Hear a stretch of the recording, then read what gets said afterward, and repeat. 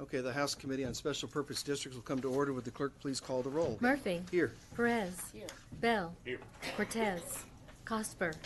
Lang. Here. Schubert. Here. Quorum is present. Great. I want to welcome everybody to the hearing. This hearing is being live streamed. It will be archived on the House website. Recording devices are not permitted without prior approval. So, let's start with our first bill. The chair lays out House Bill 1331 and calls upon its author, my former desk mate, Representative and Chairman Zerwas, to explain the bill. Thank you, Mr. Chairman. Hard members, appreciate the opportunity to lay out House Bill 1331. Mr. Chairman, it's hard to believe we've done this a decade, and now we're moving into the next decade. So it's kind of crazy to even think about that. House Bill 1331 creates a municipal utility district. The area of Fort Bend County in general is a very rapidly growing area. To facilitate some of that growth, municipal utility districts have played an incredibly important part of that growth out there. And I've had the opportunity and privilege to carry many of these bills in Fort Bend County, as has my Senate counterpart in that regard.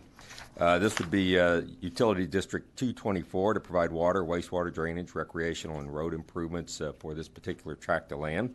It contains about 178 acres of land located in the unincorporated area of Fort Bend County. All the property in the proposed district is owned by Pecan Acres Creek LLC, which is a longtime family landowner that is seeking the creation of the district to prepare the property for development. The bill does conform, Mr. Chairman, in all aspects to the agreed template for the creation of municipal utility districts adopted by the Texas legislature. I'd be happy to answer any questions. There are a resource witness here, though, who could probably dig in deeper into some of the details if you have any interest. Great. Thanks, Mr. Chairman. Appreciate your bill. Appreciate you following the template. Yes, sir. We like to have people first bill up, kind of get the base hit. It's baseball season. Let's Yes, get sir. you on base. There you go. I appreciate get the game that. moving. Questions for the author? I have a question. Representative Perez. Thank you, Mr. Chairman. Chairman Zerwas, are you sure that the template was followed? I have been given assurance that it was followed. Yes, ma'am. Thank you. Thank you. Okay. Mr. Chairman, I just reserve the right to close. Great. Thank you, Thank John. All right. We're going to show Representatives Cortez and just in the nick of time, Representative Cosper to be here. So do that. So we have one. Is Howard registered as a resource? He's registered to testify. Actually, get it. Okay. So Chair calls Howard Cohen, please. Good morning, Howard. If you would, go ahead and introduce yourself, your affiliation, and your position on the bill, please. Good morning, Mr. Chairman, committee members. Howard Cohen with Schwartz, Page, and Harding representing Pecan Acres. I'm here to answer any questions, and Vice Chair, the bill does absolutely follow the template in every respect. Well, And I'm for the bill. yeah, thank you, Howard. Someone's going to get you on that pretty quick, I think. Yeah. Any questions for our witness? No, thank you for being here, Howard. Thank you. All right, appreciate your testimony. Let's see, we have one person has signed up to register their position, but has indicated they do not wish to testify. I don't know if that person's changed their mind and wishes to testify. If not, is there anybody else who wishes to testify on, for, or against House Bill 1331? If not, we'll call Chairman Zerwas to close.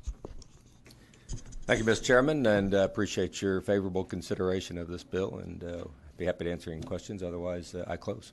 Thank you, John. Thank you. Appreciate it. If there are no objections, members, House Bill 1331 will be left pending. So who else do we have here? Lance. Lance. Good, okay. That's good. Come on up, Lance. Chair lays out House Bill 1207 and calls upon its author, Representative Gooden, to explain the bill. Thank you, Mr. Chairman. And I've got two bills that are basically the same. I don't know if you want me to lay them out together. That No? will not happen Yes, here. sir. Representative Okay. Gooden. All right. And I believe you have a sub. Sorry, I brought that up. Yes, I do have a sub. And HB 1207 amends the powers of First off, thank y'all very much. Last week, you voted one of my bills out of committee, and we passed it yesterday. Thank you. That was And quick and quiet. Quick and quiet. Quick We and can do this the same way if you'd like. HB 1207 amends the powers of Kaufman County Freshwater Supply District, which is currently a tract of undeveloped land in Kaufman County. The property has a single owner who's here today that has requested the district be modified to better facilitate its development. The Freshwater Supply District currently has the power to levy ad valorem taxes to provide for the reimbursement of public improvements. such as water, sewer, drainage, road, etc. And this legislation seeks to add assessment powers to the district to provide greater flexibility. Assessment powers allow for the district to assign an exact value of the improvements to each lot, and these assessments are paid in a similar manner and rate as taxes, yet unlike taxes, once the improvement costs have been paid, the assessment is satisfied and there is no longer a charge. Infrastructure bonds are issued and secured by the assessments, and the assessments are paid in equal installments over the term of the bonds and may be prepaid in full at any time with no penalty. When completed, 1A will have approximately 5,000 high-quality family homes. 100% of the land affected is in existing Kaufman County Freshwater Supply District 1A, so the district's already created.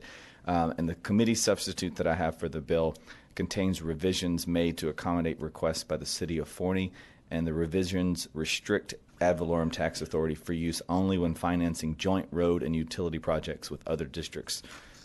Yes. Lance, let me just kind of recognize Representative Cosper to lay out that substitute, and the chair recognizes you to further explain your substitute. Certainly. And special assessments may be pledged to all bonds and obligations issued by the district, and the committee substitute further provides greater flexibility for what and how the money could be used in regard to public improvement projects. And I've got Ross Martin of Winstead here today as a witness, and he's legal counsel for the district and is an expert, a true expert. Okay. That's the "don't grill me, please grill my witness" comment, which we respect, colleague. So we will do just that. Members, any questions for Representative Gooden? All right, you'll come back to close in a moment. Yes, sir. Yes, sir. Thank you. All right, Chair calls Mr. Ross Martin, and Ross, if you would tell us who you are, your organization, your position on the bill, and proceed. Good morning, Mr. Chairman, morning. members of the committee. Ross Martin with Winstead PC. I'm a counsel to Kaufman County Freshwater Supply District number 1A and number 1D. I'm for the bill and available to answer any questions you may have. Okay. Schubert, Representative Schubert. Go Thank you, Mr. Chairman. I have two questions generally. We are all new to this committee, and this is an interesting bill that we're Right. looking at that's a little different. So my first question is, can you just briefly describe the difference between the MUD setup and an assessment setup for the benefit of the committee? Right. So this is a created, validly existing freshwater supply district. And what the bill proposes to do is add the authority for the district to levy assessments, to pledge to its bonds for utility, roadway, and its other stated purposes. The assessments are levied by the district board. The way that an assessment works is a little bit different than a tax. The assessment is based on benefit to the property that's allocated on an equal benefit basis across the different properties within the district. So if you have a lot, your lot is assessed a set amount. And then you can either pay that by annual installment or you can prepay it in full and have no further obligation.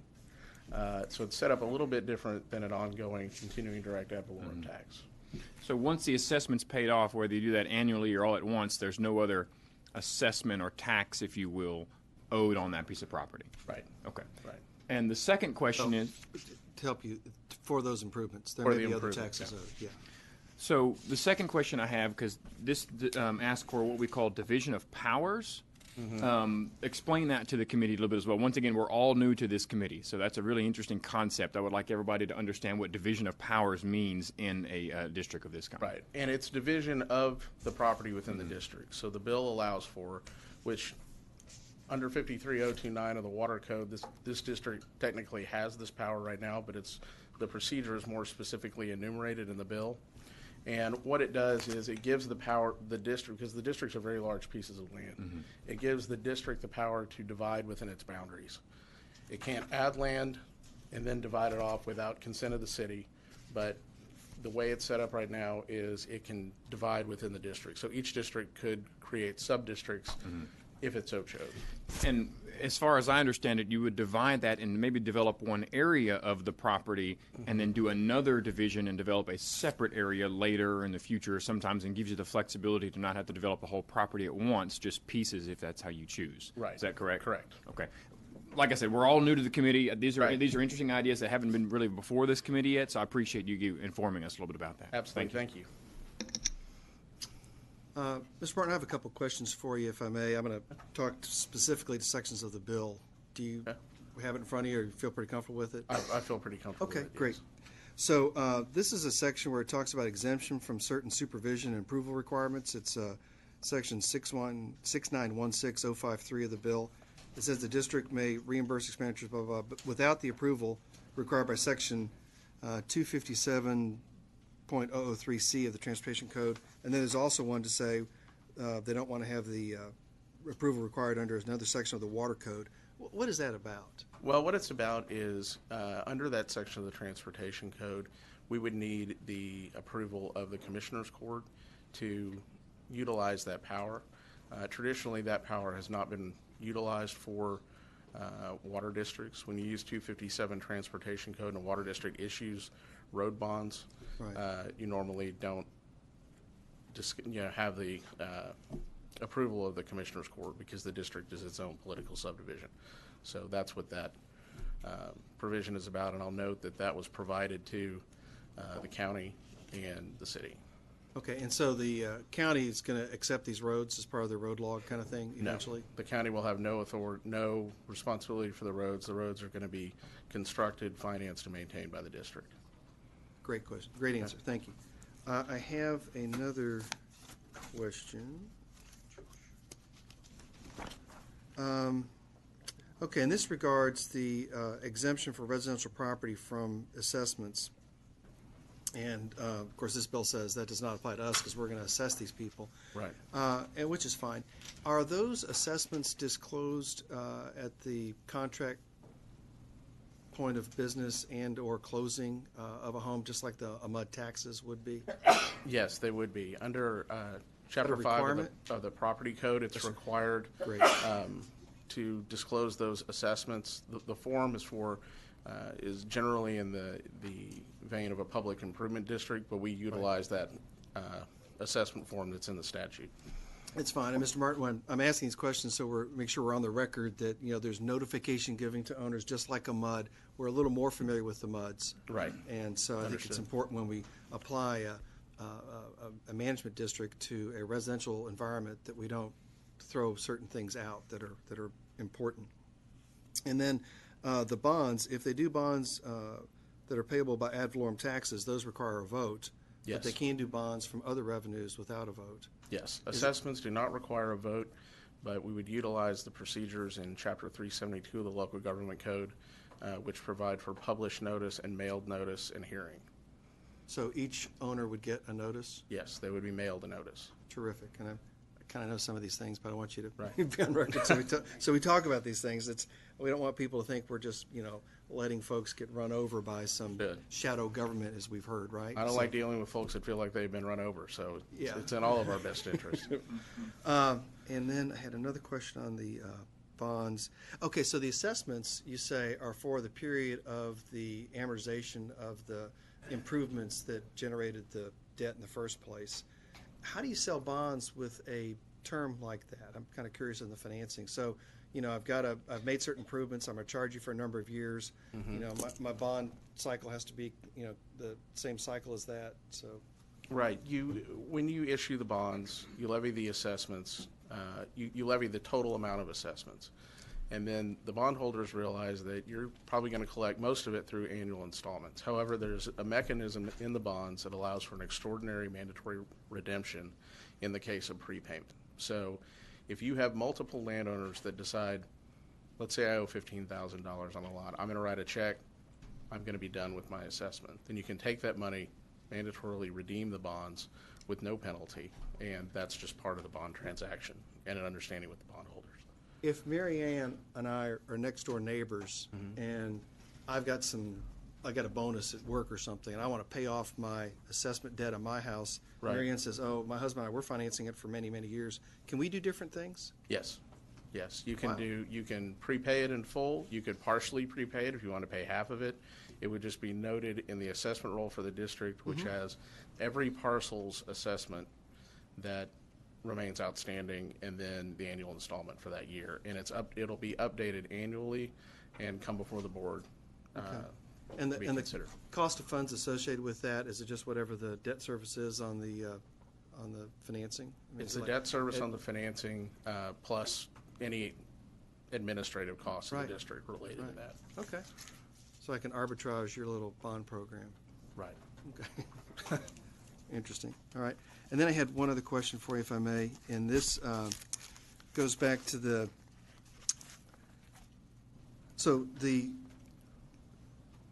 template description says that one of the changes is to allow it to levy an ad valorem tax. But I thought the district already was authorized to levy an ad valorem tax. The district is authorized to levy an ad valorem tax, but what we've agreed to with the city is for the district's improvements, we will finance those solely with assessments. But we can utilize our tax authority because this district and the district in House Bill 1208 are part of 4 districts. 2 of the districts are currently existing and have issued unlimited tax bonds. So if we were doing a joint facility with revenue streams coming in from all the districts, it might be useful to utilize tax authority so the pledge is consistent. And that's part of what we discussed with the city. Yeah, I saw the language about the same protections apply to the owners if the other district's tax revenues come over to the bonds. So, Right. Yeah. Okay. I think that does it for me. Members? Quick follow-up question, Mr. Chairman. Thank you. Okay, so once the assessment is paid, and then I sell my house to Mike, does Mike then get assessed again, or is that assessment a one-time deal? No, it's a one-time charge. So the subsequent owner would not have to pay that again. It's a paid off, and then it's done. That's correct. Thank you. Okay. Any other questions, members, for the witness? We appreciate your testimony, Mr. Martin, and I know you'll be back on 1208. I won't ask you the same questions, but Okay. they all could be asked again. Say the same thing twice anyway. Right. No, we replay the tape. Thank you for your testimony today. All right. Thank you, Mr. Chairman. There's one other person who signed up to register his position, but has indicated he does not wish to testify. I don't know if that individual has changed their mind. If not, the chair would ask if anybody else would wish to testify on, for, or against House Bill 1207.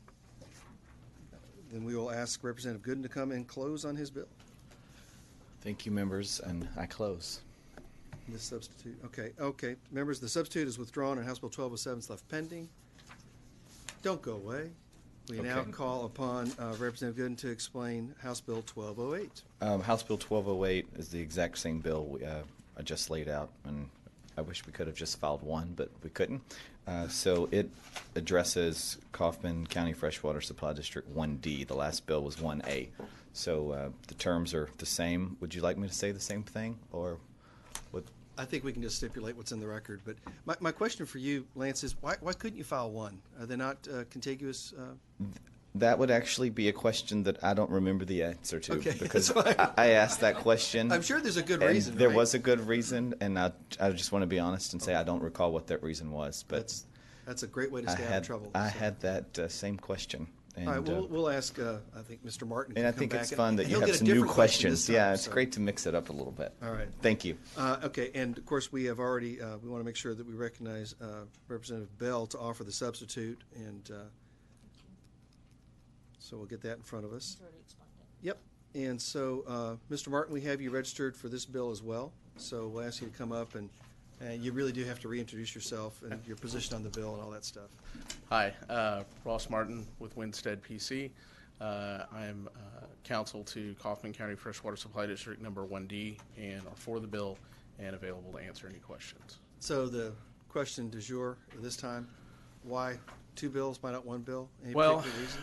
I think the concept was under the two bills is that because these are both separate political subdivisions with their own elected boards, that although the bills are very similar and therefore two districts that are very close to each other, there could have been differences in how they wanted to present the bills going forward. And remind the committee, if you happen to know off the top of your head, about what are the sizes, acreage-wise, of the two districts? I know it's in the bill, but I just... 1A is a couple hundred acres, and D is, I think in total they're 1,200 acres. A pretty good-sized piece of Yeah. property. Thank you. Members, any more questions, Mr. Martin? We appreciate your testimony. Yeah, thank you. Members, one other person has signed up to register. Their position has indicated they do not wish to testify on the bill. Don't know if that person has changed their mind. Probably the same person. but we certainly want to make sure if anybody else here today wishes to testify on, for, or against House Bill 1208. If not, we'll ask the author to close. Thank you all very much. And just so you know, this is about 25 minutes east of downtown Dallas. You'd ask kind of how big they were. I didn't know if you knew where this was, but this is close to Dallas. But now I have my drive time set. Now you have your drive time set when I you can come be a and visit. commuter. You're already marketing. This is Yes, if you'd like to come move to my district, you're welcome.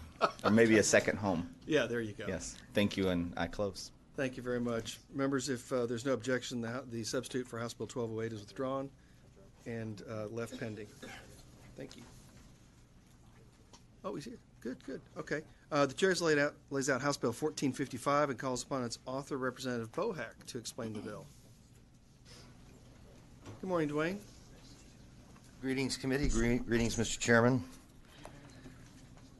Believe it or not, I do have a municipal utility district in my district. That's kind of incredible. It is kind of incredible.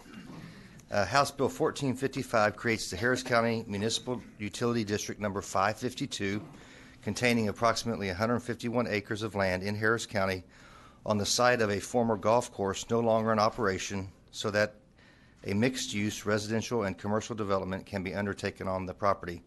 We do have a substitute. Did we lay out the substitute, Mr. We Chairman? have not. The chair recognized Representative Schubert to offer a substitute, and then recognized Representative Bohac to explain the difference in the sub. The difference is we named the temporary board of directors. Great. The legislation contains the template provisions regarding the naming of directors for the proposed district, and we tried to put a B in everybody's name. If you look at the temporary board of directors, Good to see your hand in thank you. the process. The powers of the proposed district and the general financial provisions, and since water and sewer services to the tract will be furnished by the City of Houston, the legislation also includes a provision regarding water and sewer rates to ensure that rates for those items will be equal and uniform. I have a couple of witnesses representing the developers of the tract who can respond to any additional questions that the members of the committee might have. Thank you, and I would reserve my right to close. Good. Thank you, Dwayne. I just want to bemoan the loss of the Pine Crest Golf Course, which was kind of handy, but oh well. I think what they're going to be putting there, we're going to be quite impressed with as well. That whole area north of I-10 is changing dramatically, and this just helps. As land values have changed in our area, we've lost driving ranges left and right. It's terrible. That's So true. It's That's a true. tragedy. All right. Thank you. Thank you. All right. Let's see who we have. All right. The chair would like to call Marlene Gaffrick to testify on the bill. And Marlene, although we know you, would you mind telling us who you are, who you're with, your position on the bill, and then proceed with your testimony, please? Great, thank you. Good morning. My name's Marlene Gaffrick, and I'm with Metro National Corporation. Metro National owns the proposed owns the land under the proposed MUD. And we are in support of this bill, and I'm just here if you have any questions. So, members, you may or may not know Ms. Gaffrick was formerly the planning director for the City of Houston, so she knows a bit about these things. Marlene, an in-city MUD is kind of a different breed of cat. Could you talk about the relationship when Dwayne mentioned the water and sewer issue and what the MUD's going to do? Is it going to build these things and charge the city back, get a credit, that sort of thing? Yeah. Okay, so within city MUDs, usually what happens is the developer goes in and builds your water lines, your sewer lines, your drainage, just like out in the county. But the big difference is that in city, the water's already there and your sewer's already there. And so the city provides the water and sewer at a wholesale rate, and then the municipal utility district actually functions as the retailer. That's the big difference. Okay. So, and the City of Houston, of course, has consented to this program. So, If yeah. I may, will Yeah. consent. Okay, will consent Yes. before we adopt it. Okay. Yes. All right. Representative Bell. Just a quick question. When you said that that the city serves as the I guess the retailer or wholesaler of The wholesaler. wholesaler of the water, so you're not putting in a water plant, but you are still putting in the infrastructure. Correct. The buried pipes, you're going to put them in as Correct. a mud. Okay. Yeah, all So the the source of connections. water. Yeah. It's an interconnect with the city. Correct. Is what, Yeah. Yes.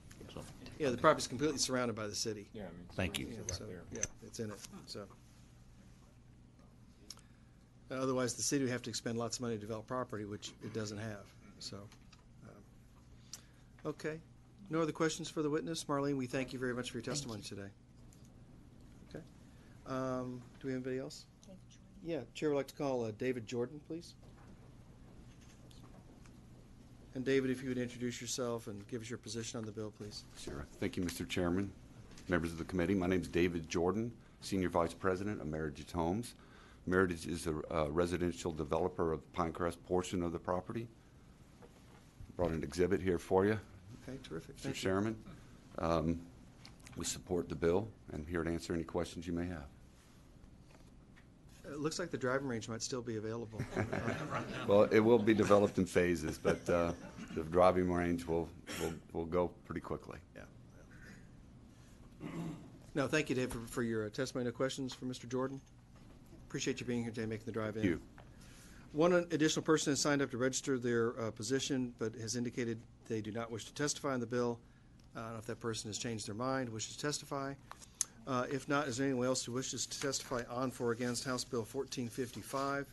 If not, we'll recognize Representative Bohac to close on his bill. Well, Chairman Murphy, I might add, it's a pleasure to appear in front of your committee. And we are super excited about what this mud is going to do in District 138. I can tell you that. We do regret losing the golf course. But again, you know, Metro National is such a great neighbor and a great partner in the area. We are super pumped about what they're going to do with that parcel of land. Well, obviously, you know the neighborhood as well, and I will tell you that is a huge plus for the area and a quality project and a quality company. So I think you've got a good bill here. Thank you, Dwayne. Thank you, members. All right, members, if there's no objection, sorry, come back, Dwayne.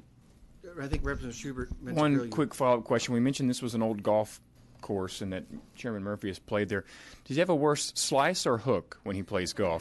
I don't know, but I will tell you the road that runs by there, you can get hit with a golf ball because there are no nets that surround that golf course, and it's literally sitting right on Clay Road. So depending upon how Jim swings in any particular day. Yeah, if you pull it, you're buying a windshield. Yeah. So anyway, all right. Thank you very much for that bit of additional information. Thank you. Members, if there's no objection, the substitute's withdrawn. House Bill 1455 is left pending for the committee. All right. The chair lays out House Bill 1982 and calls upon its author, Representative Metcalf, to explain the bill. Good morning. Thank you, members. Thank you, Mr. Chairman, for hearing this bill. I'm here today to ask for your support for House Bill 1982, which will alter the makeup of the Board of Directors of the Lone Star Groundwater Conservation District. The district is located wholly within Montgomery County and was created in 2001 with a 9-member appointed board makeup of the following members. And I've got an exhibit that kind of shows a little picture of the convoluted system of this board. Two members are appointed by the Commissioner's Court, one from the City of Conroe, one from the Woodlands Joint Powers Agency, one representing the smaller cities within Montgomery County, and one representing the MUDs west of I-45, and one representing the MUDs east of I-45, one from the Soil Conservation District, and one member from the San Jacinto River Authority. As you can see on the map here, the City of Conroe is in orange. They get one appointment. The ones in purples are the smaller cities. The one in this green is the Woodlands Joint Powers Agency, and of course we couldn't fit all the colors on there because MUDs east of I-45, MUDs west of I-45 get one appointment each, and then Soil Conservation District, and then also the San Jacinto River Authority. So that's a little glimpse of the system that we've got. This was well-intentioned at the time, and the thought was to have the board with expertise of those involved in the groundwater industry. But over time, the board has become beholden to the many interests that maintain these appointment positions with little to no accountability to the end users and ratepayers, which encompasses over 500,000 people within Montgomery County. The result has been citizenry outcry that is frustrated with the system, but with no true outlet to express their grievances due to the convoluted system of appointments with no accountability to the over 500,000 citizens within Montgomery County. The Lone Star Groundwater Conservation District is a true outlier among other statewide groundwater districts. There are currently 99 groundwater districts throughout the state of Texas. 66 single county districts, just like Lone Star. 56 of those are elected boards. Of the 10 appointed boards, most are appointed by county commissioner courts. Lone Star Groundwater Conservation District has the most complicated appointment system among all single county water districts throughout the state of Texas. House Bill 1982 would follow the same board structure as 35 other single county elected boards. It will create a 5-member board with 1 member from each county commissioner precinct and 1 member at large. Board members would serve a staggered 4-year term and have term limits of 3 terms. For the initial transition period, the Precinct 1 and the at-large position would serve only 2 years to stagger the elections. The initial 2-year term for these members would not count against their term limits. For the first election would take place in November 2018 to set the elections on the same election cycle as other larger offices and reduce any election cost, while also giving the current board the ability to get its affairs in order before transitioning to this new structure. Altering the board's makeup from appointed positions to elected positions has received support from Montgomery County Commissioners Court and other local municipalities. All of our county House members have signed on as well, and we are all in support of this change to an elected board. I'd be happy to take any questions at this time. Thank you, Will. Help me understand sort of what's going on in the community. I mean, you know, the argument of a elected board over an appointed board, I get it. That has some merit to it. Most people would say, not everyone. You mentioned the people are there's a lack of accountability. Are we going to hear from some people about what that lack of accountability has resulted in, or is that something you're prepared to testify on? You know, do you have any witnesses registered to testify? One from the city of Conroe. One from the city of Conroe, I'm told, and who else? Brian Slade from the Lone Star Groundwater. And then one from the Groundwater Conservation District. So maybe they can help answer that. But you know, the biggest issue is, you know, we're one county that Lone Star has rules and regulations over. Representative Bell is a member of our delegation, so is Representative Mark Keogh, and we've all heard from constituents about, you know, different issues that the board members are these appointed positions by 9 different entities, but we all believe that we live in a great democracy and we want to elect members to different boards that collect fees and taxing. Right. But I mean, outside the theoretical conversation about elected versus appointed, I mean, what are these people saying? I mean, are we fixing a problem here? We are. You know, it's in the newspaper often about not in the Houston Chronicle. So sorry, our local paper. Yeah. So help us. I mean, you know, we're not from your area. So yeah.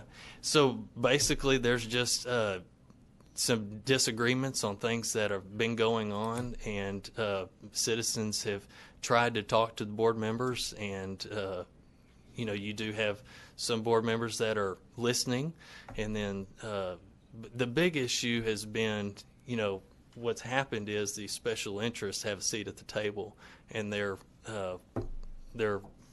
you know, like the mud districts, the River Authority has a seat at the table. That's the only river authority that has a seat at a groundwater district in the whole state of Texas.